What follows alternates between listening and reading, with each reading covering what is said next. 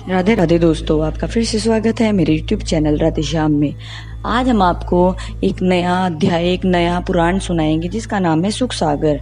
वो सुनाने से पहले मेरी आप सबसे विनती है कि आप मेरे चैनल को लाइक, सब्सक्राइब और शेयर करना ना भूलें, ताकि हम आपके लिए अच्छी अच्छी पुराने ला सकें।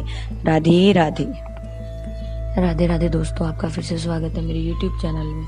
आज हम आपको आगे की कथा सुनाते हैं। एक दिन की बात है कि गजेंद्र नामक हाथियों का राजा जेठ के महीने में प्यास से व्याकुल होकर दोपहर के समय अपनी हजार हथिनी और अपने अनेकों बच्चों सहित उस विशाल तालाब में पानी पीने और तन की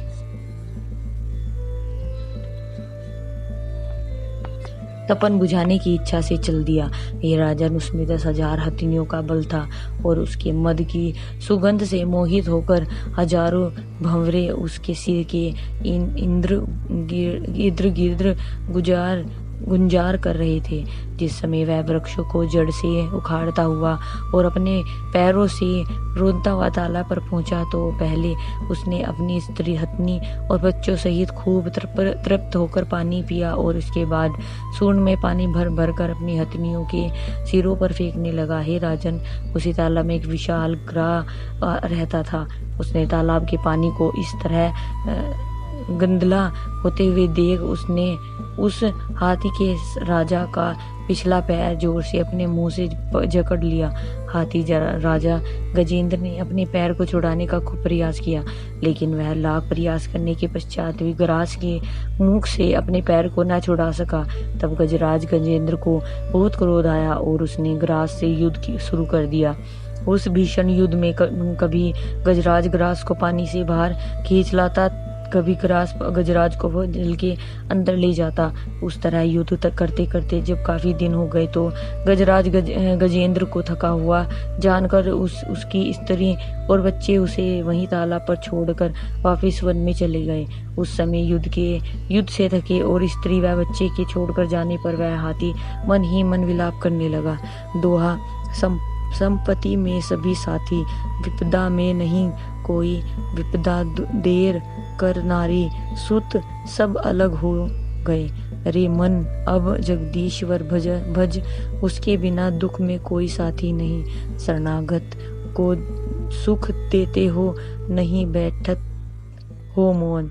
हे राजन, गजराज ने रोते रोते मन में निश्चय किया कि अब प्रभु की शरण में जाना चाहिए, क्योंकि बिना प्रभु भक्ति के कोई भी प्राणी कभी सुख नहीं पाता। श्री सुखदेव जी बोले, हे राजन, ग्राह के मुख में फंसे हुए पैर के दर्द से पीड़ित होकर गजराज गजेंद्र इस तरह स्तुति करने लगा।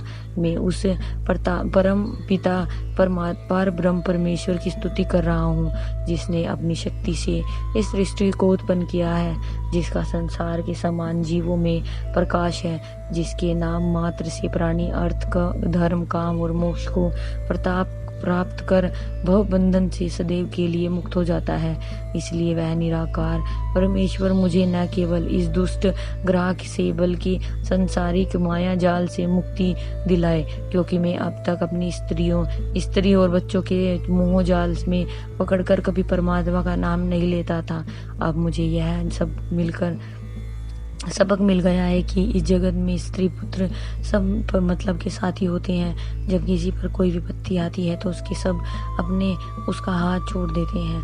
अब मेरे जगदीश्वर ही की शरण में आकर वह विनती की है कि परम पिता परमेश्वर मेरे समस्त अपराधों के लिए मुझे क्षमा करे, मुझे इस ग्रह से और सांसारिक मोह माया जाल से मुक्त करे।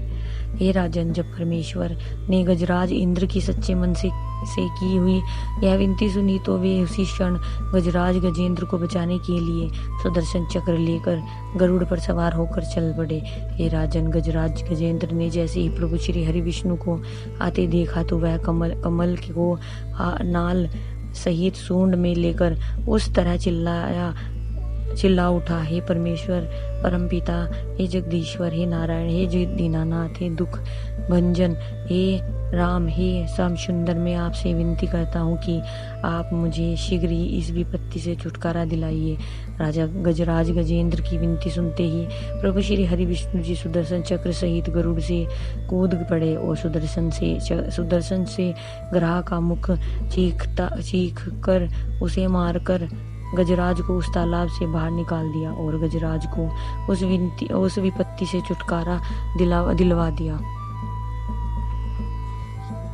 हे सुखदेव जी बोले, हे राजन, जिस समय प्रभु श्री हरि विष्णु जी ने सुदर्शन चक्र से ग्रह का मुख चीख कर उसको मारा, उसी समय समस्त देवों ने प्रभु श्री हरि विष्णु जी पर पुष्प की वर्षा की और गंधर्वों ने गीत गाए तथा ऋषिवर और मुनिवरों ने उनकी स्तुति की। उसी समय वह ग्रह बहुत ही सुंदर पुरुष का रूप धारण कर परसों प्रभु श्री हरि विष्णु जी की स्तुति कर इस प्रकार बोला, हे परमेश्वर, मैं पिछले जन्म में हो नामक गंधर्व था। मैं एक दिन अपनी पत्नियों सहित विमान पर बैठकर एक बहुत ही सुंदर वन में गया। वहां पर एक बहुत ही सुंदर तालाब देखकर उसमें जल विहार करने लगा। उसी सुंदर तालाब में उस समय देवल ऋषिवर भी स्नान कर रहे थे। मैं अपनी पत्नियों के कहने पर देवल ऋषिवर का उपहास उड़ाने के लिए पानी में गोता लगाकर उनका पांव पकड़ उनको जल में खींच कर ले गया और फिर पानी से बाहर निकल उनकी ओर देखकर बहुत जोर जोर से हंसने लगा। हे भगवान, मुझे इस तरह हंसता हुआ देखकर देवल ऋषि को बहुत क्रोध आया और वह क्रोध से चीख कर बोले, हे दुष्ट, तू ग्रह की तरह मेरा पैर पकड़कर मुझे जल में खींच कर ले गया जा, इसलिए मैं तुझे शाप देता हूँ कि तू जाकर ग्रह हो जा। देवल ऋषि का शाप सुनकर मैं भयभीत हो गया उठा और फिर मैंने उद्धार के लिए देवल ऋषि की बहुत स्तुति की। तो देवल ऋषि बोले, हे गंधर्व, तू जब गजराज गजेंद्र का पैर पकड़ेगा तब प्रभु श्री हरि विष्णु जी गजराज गजेंद्र की रक्षा करने के लिए तुझे मारेंगे, तब तू फिर से अपना वही तन प्राप्त करेगा। हे जगदीश्वर, देवल ऋषि की कृपा से ही मुझे आपके दर्शन हुए हैं।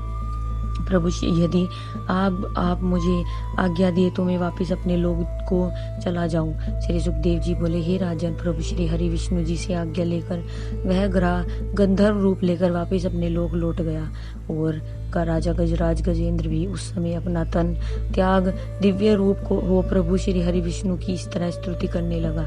ये परमपिता परमेश्वर में पूर्व जन्म में इंद्र दमन नामक राजा था और मैं दिन रात प्रभु के भजन में लीन रहता था। एक दिन की बात है कि मुनि अगस्त्य घूमते हुए मेरे स्थान पर आ गए। मैं उस समय अज्ञानता से राजमद में आकर उनका आदर सत्कार करना भूल गया। मुनि अगस्त्य यह सब देखकर क्रोधित हो गए और उन्होंने मुझे शाप दे दिया कि हे राजन, शास्त्राकारों का कथन है कि जो भी कोई ब्रह्मा ऋषि साधु व मित्र तथा अतिथि किसी के पास जाए तो उसका पहला कर्तव्य है। आज की कथा में यही समाप्त करते हैं। कथा कल सुनेंगे। राधे राधे राधे राधे। जय श्री कृष्ण। अगर आपको मेरी वीडियो अच्छी लगी तो बेल आइकन दबाना ना भूलें ताकि आपको मेरे आने वाली वीडियोस का नोटिफिकेशन मिलता रहे। धन्यवाद। ओम नमः शिवाय।